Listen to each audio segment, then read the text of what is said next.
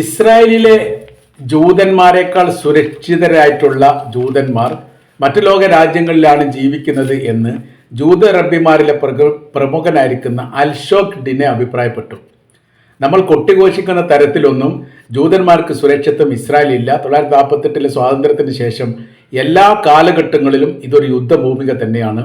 ജനങ്ങൾ രാജ്യം വിട്ടു പോകുന്നതും ഭയത്തോടു കൂടി ജീവിക്കുന്നതും ഇപ്പം തന്നെ നിത്യേന എന്നോണം സൈറൺ മുഴങ്ങുന്നതൊക്കെ വലിയ രീതിയിൽ പ്രയാസമുണ്ടാക്കുകയാണ്. അതൊരു സ്വാതന്ത്ര്യത്തിൻ്റെ ഭാഗമല്ല.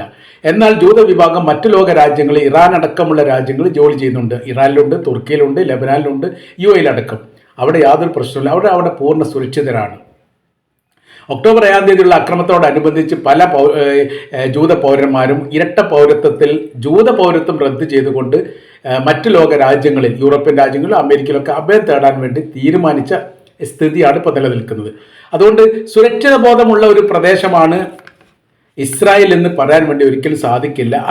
അത് മാത്രമല്ല, ഇസ്രായേൽ രാഷ്ട്രം ദൈവത്തിനെതിരെയുള്ള കലാപമാണ്. അത് ന്യായീകരിക്കാൻ വേണ്ടി സാധിക്കില്ല.